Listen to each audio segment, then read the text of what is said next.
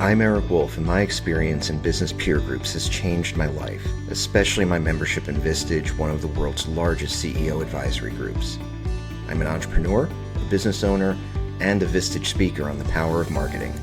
This podcast is dedicated to the people who make those experiences possible, the peer group chairs. Every episode, I interview a Vistage chair who has dedicated their time to helping entrepreneurs like me succeed.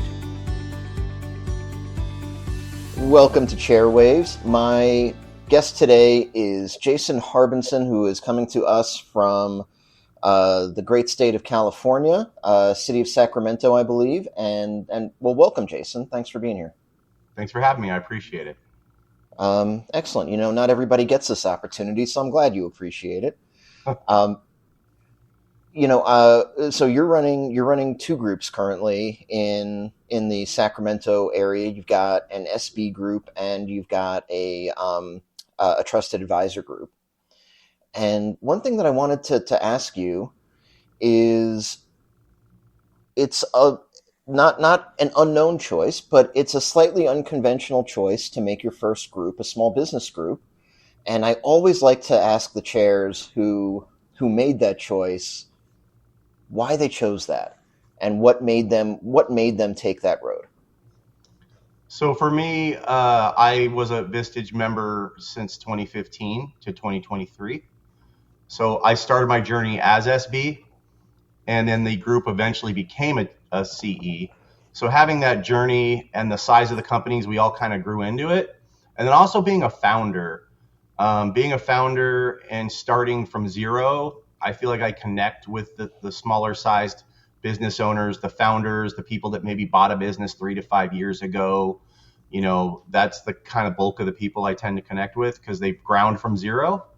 I do connect with executives who, you know, maybe the for hires or they came into a role and they were doing 10, 20, 30 million. My heart was with the founder because I have a lot of stories and pain and all the things that I've done wrong. So for me, I feel like it make a bigger impact with SB. All of us founders tend to wear a lot of scars. Yep.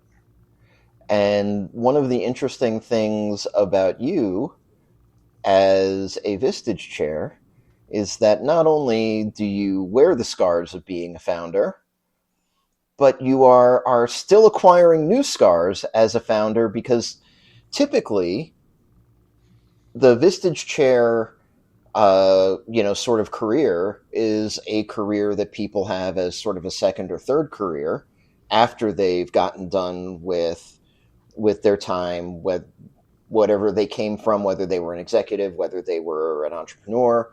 But you are actually a Vistage chair that is also still an executive running your own businesses.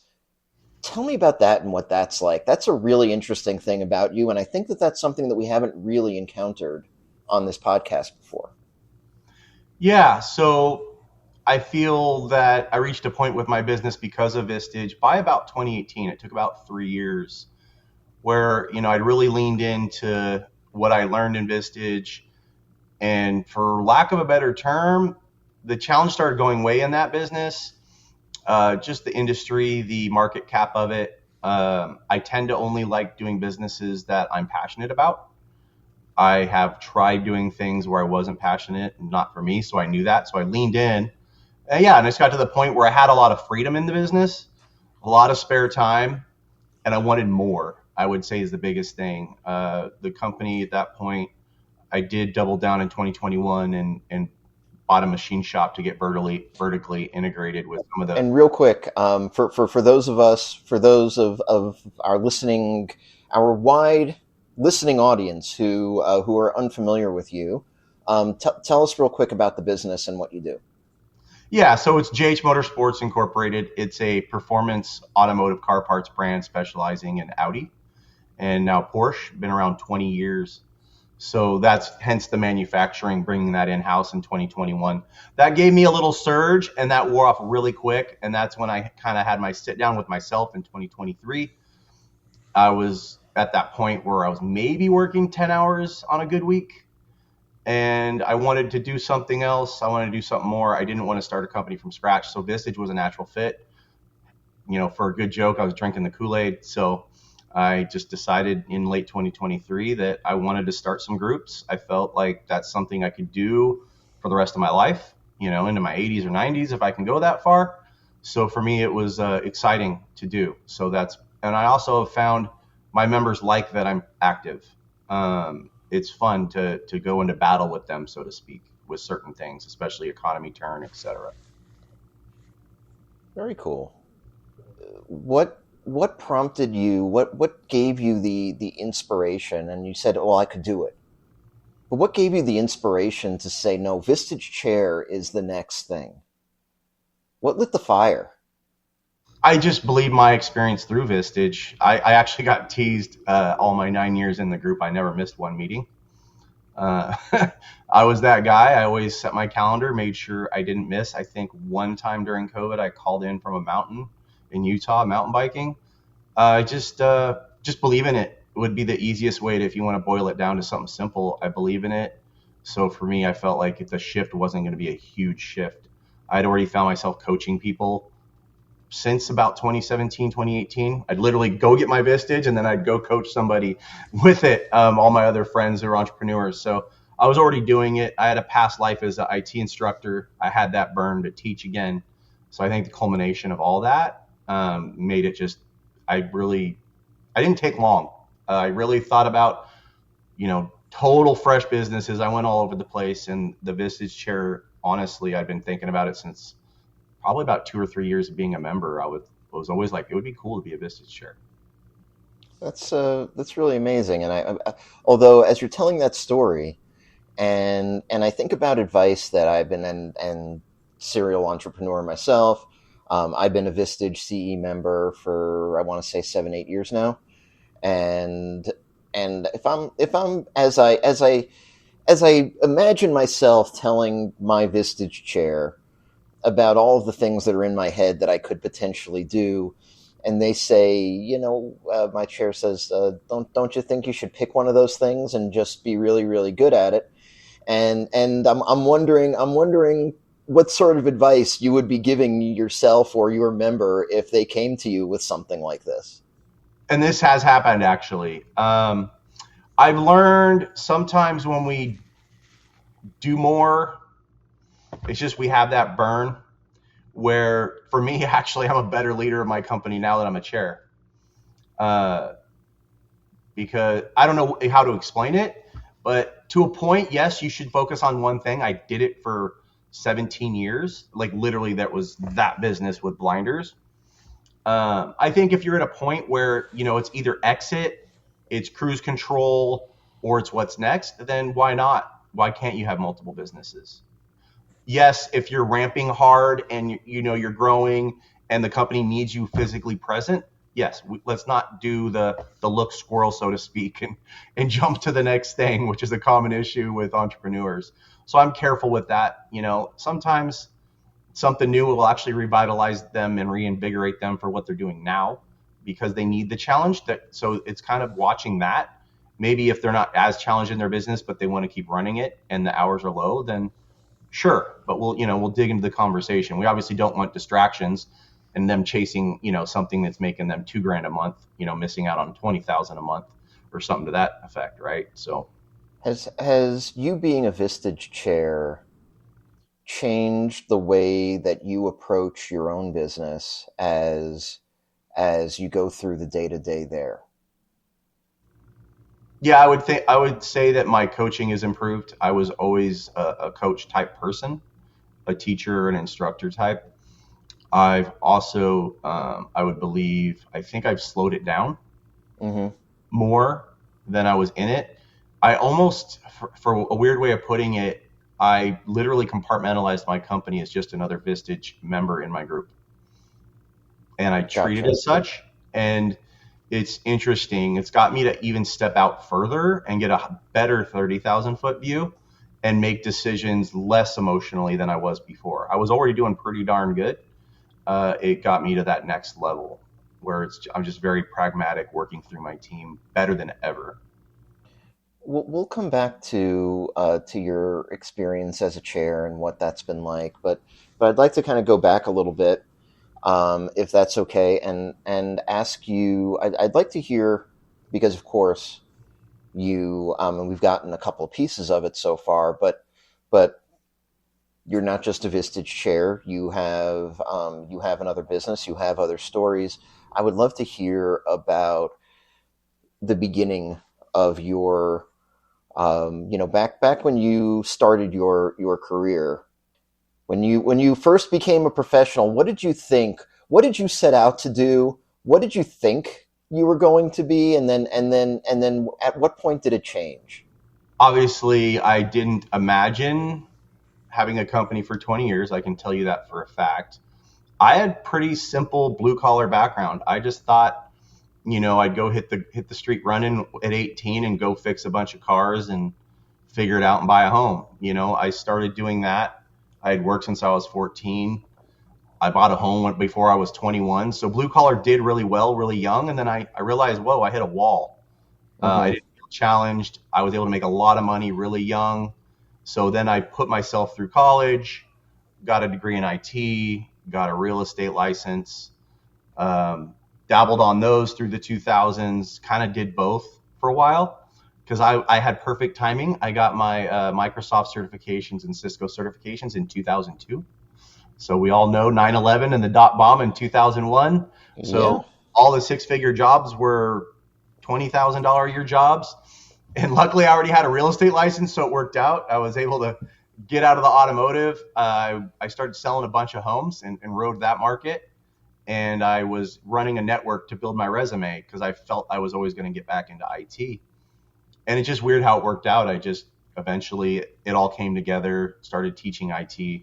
I had 3 or 4 businesses at one point going at once, typical entrepreneur. Then I chose the manufacturing business and just hit it hard in 2006.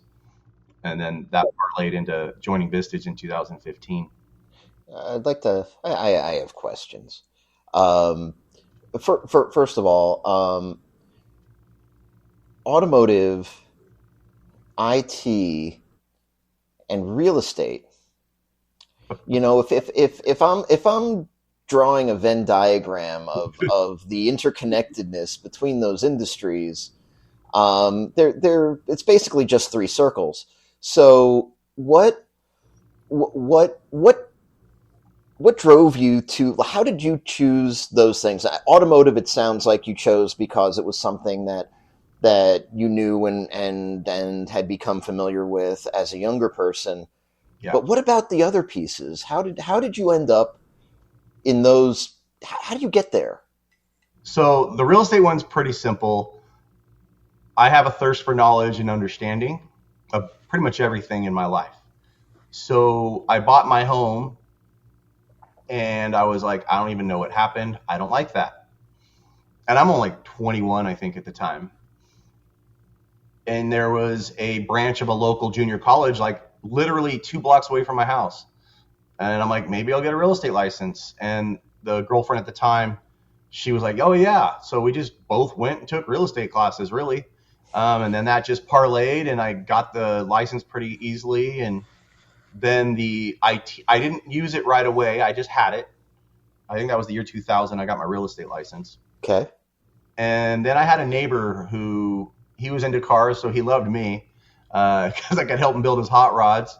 And he was in IT, and he just started. He Okay. was a coach and a mentor to me, and just said, "Hey, man, you're wasting your talent. You'll make way more money doing IT." And that's literally what it took. I just had that fatherly advice from a gentleman who was 15 years older than me in my early 20s, and I ran with that. And then my time for getting Well, through it was well, well. good. But ironically, though, the while the early 2000s might not have been the best time to be an IT professional, not a bad time at all to have a real estate license. Yeah, so that worked out. So it was like, okay, now I'm ready to go in IT, and the jobs pay like $10 an hour. And so and, and I, then it flip flopped again. But yeah. So my neighbor was listing their house, and their real estate agent was my neighbor. I think my neighbor told their real estate agent listing their house that I had a license, and I'll never forget D. She just looked at me and she's like, "Well, why isn't he selling the house?" She was one. She was a fiery one. She was hilarious. She mentored me for a while. So yeah, so I just joined their real estate company literally over that. and then rode the wave of, '03, '04, '05, '06. And '06 is when it wasn't looking so good. And that's when I started my business. And that was just a culmination of, different things. Um, I'd like to talk about something that I think is that I think is important. I think that people need to hear about, and I think that you're a really good person to talk about this. I think that there's a thing that's happening. Well, I mean, and in this country, especially as we tried to make everybody in this country an information worker, Yeah. and now the nature of information work is changing thanks to AI and automation and things like that we didn't have before. I would love to hear your opinion on the value of blue collar work, because for, I mean, really an entire generation, more than that, we've been, as a society in America, kind of pushing the blue collar work, the tradespeople, the craftspeople. We've been pushing them sort of way down, and it's like, no, no, no, you have to go to college, and you have to get a BA, and then you're going to go and you're going to work in a cubicle. And I'd love to hear your opinion on the value of blue collar work and the opportunities that it affords people nowadays. Yeah, for sure. It is weird how everything's cyclical, right? And then the pendulum always swings. And sometimes it swings too late because unfortunately, you have a lot of people, young people with degrees, where they just can't even get a job. They're just a dime a dozen. There's a million people doing it. I will tell you, just in the manufacturing side and the repair side of my business, finding good people is very hard. And they are my highest paid people, uh, Oh yeah. easily. I can find people to do, Instagram, add products to the website, all that stuff. That's easy. And then that's super automated now. Everybody's doing it. Everybody has an e-commerce brand now on the internet. So the blue collar people, they are not going to starve, obviously, at this point. I think the robots are probably the last to come in this AI boom versus the automations in your desk jobs for sure. So it is definitely, and I'm hearing more people talk about it. I have a friend who's a special ed instructor, and she was saying she might even have her son explore electrician or other such career just because what she's seeing. Well, and there's, I mean, I think that the interesting thing about these careers is that, the perception that, that a lot of people in my generation used to have was like, well, hey, you can't make, you can't have like a real career as a tradesperson, or as a mechanic, or somebody who fixes things, because like, hey, you just get there. But there are a vast variety of entrepreneurial and management level opportunities that come out of blue collar work that people have forgotten all about. And it's incredible to watch. But we have tradespeople in this country that are not just doing well, but are actually becoming very wealthy. Yes, I know a gentleman who's a high linesman, and he makes more than a lot of low level CEOs. So he does really well. They can make good money. Obviously, they got to prepare. There's the body burnout and all that. That's always a concern. But if they do it right, invest in real estate and do other things, they can get very wealthy before they're 40 years and old. and I know a gentleman who, who as a kid was not cut out for college, as people used to say. There and then there used to be a shame and a stigma to that, and so he became an electrical apprentice, and ultimately he rose through the ranks. He became a master level electrician. He became a partner in a business, ended up buying out his other partners, and then ended up selling that business to private equity for an absolutely immense amount of money. And the opportunities are, and just because you say that I'm going to be a tradesperson today doesn't mean you have to be that, forever. There are ways to create bigger opportunities from that. And as we see AI, I wonder.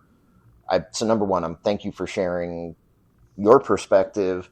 How is this being, and knowing that your background is a certain thing, and I don't know the background of the people in your groups, but how does this come up in your groups, and how do you guys talk about the advent of AI and what it means for our society and our kids and things like that? So my perspective on it, because I do have an IT background and I've done programming, and so it gave me a little bit of I avoided. It's weird. I actually avoided it for a while. I really only leaned into it about a year and a half ago. Uh, and what I do in my group is I really push them to explore it. I do take the time to show them the things I've learned to make my life easier. I call it spreadsheets on steroids or mini executive assistants. And once you learn how to use it like that and build your own assets and get it some guardrails, you can do. It would be like learning spreadsheets in the 90s, where that was a game changer, and having email was a game changer, where you can have one person doing the work of 10. I got an architecture firm in my group and he's really running with it. So we take 15 minutes every meeting to see if there's any tool somebody's found or a method they've found, and we discuss it openly. I am a firm believer that most companies, if you're not leaning on AI heavily, in the next 3 to 5 years, you're out of business. It's just not going to be sustainable. You're going to have all your competitors are going to, especially like bookkeepers, all these other things that are very easily done with AI because it's logical. Where if you have a less fractional CFO with some bookkeepers, you should be able to have one bookkeeper do the work of 20 or 30 by managing multiple instances. That's how the modern programmers are going. I have some people that are still programmers who've stayed with Workday and other large firms, and they've kept the job because they work with 20 instances at once. And the Hmm. people who say, I'm just going to code, they're gone. So, so yeah, if you learn how to use it as an extension of yourself, I don't think it's replacing as much as people think. I agree Because with that, by the way. good old humanity, the tech people tell us how it's going to be, and then we involve people, and then the plan blows up, right? Just like business. So I just feel like it's super important, and we talk about it every meeting, and I'm always challenging them to look into it and at least explore it. You've got a tradition in your group that I wanted to give you an opportunity to talk about because I think it's really cool. Um, you are a person who values not only the time in the room with your members, but it's building relationships outside and having that culture be really strong and really tight. And you've got a tradition that you guys started to help with that, and I would love to hear you talk about it. Yeah, the Friday Dutch lunches. I think we're now at 4 months of that. That was actually not my idea. Uh, there was a fellow chair I met from Orlando, Florida at Chair World in February, and she mentioned it was a great way to get people to guests to show up and then get the group to talk. And then I took it a step further because I had two groups. I really launched it like a month or two after I started my trusted advisor group. I only started that in January. And for me, it was a way to get the two groups to talk. It was also a way where it's fun with new Vistage members. They're the new shiny toy, so to speak, and we don't may not get to as many issues as we like in a meeting. So I do it for multiple reasons. I bring the people together. I feel like I didn't leverage that side of Vistage enough. I did miss the meetings and I did my coaching, but I do, looking back, wish I had built more relationships with my former members. It's funny now, I'm actually more friends with them than I was in 2016, 2015 with some of them. They're lifelong friends. So bringing them together, getting more of the my dog, my cat, my house, my kids conversations to the lunches to just free up the time because I do value the check-ins. I want everybody to feel heard. That's a big deal to me. The lunches have really helped, I think, people connect and share those little side conversations better. And then it's a great way to connect the TA group and the SB group and get to understand each other and how they may be able to help each other. That's the whole point of the trusted advisors. And then lastly, it's a great way to bring in a guest and not bring them into a meeting so soon. The sanctity of the room, the conversations we get to, the depth we get into, we're getting to serious stuff that I don't want to risk having somebody show up in the room and then we're this deep and then we have a guest and it comes up here. I've been a member and that happens. It's just the nature. We went really deep with somebody and maybe saved a marriage or saved a business or saved a partnership or kept them out of a lawsuit or fired somebody the previous month, and then we get a guest and the energy just pops up like the depth. And the chair does everything right. It's just the reality. So I felt like it was also a nice tool to comfortably bring somebody around and get a feel. So it's been really fun. We're getting 12 to 15 people every month, every first Friday. That's wonderful. And it's one of those things where I think that people outside of the ecosystem who maybe hear about something like Vistage for the first time and they think, oh, well, you know, all of these groups are the same, and that's not true. You guys all bring different things culturally and values wise and all of that to your groups, and these little traditions that you all do are super important. So very cool to hear about that, and that's the first one that I've heard where there's a monthly meeting outside of the meeting. That's very cool. Yeah, it's been a great tool building the relationships, I think, and it's made the meetings more productive a little bit too. With the check-ins have shortened up because I do want her to be heard. So I was like, how do we shorten the check-ins? And it was just really cool when she brought it to me in February. It just solved so many problems that I was concerned about. Well, we're about out of time, but if folks have questions about your groups, if they want to find out how they can run the most businesses as possible at one time, or start a manufacturing IT real estate type of business, what's the best way for people to get in touch with you? It's easy through my LinkedIn, just Jason Harbinson, or you can always catch me by email, jason.harbinson@vistagechair.com. But all my contact information is on my LinkedIn. You can get my cell phone, my email. You can reach me through there. That's probably the easiest, quick, and accessible way to reach me. Jason, this has been a lot of fun. Thank you so much for being a great guest. Thank you. I appreciate it.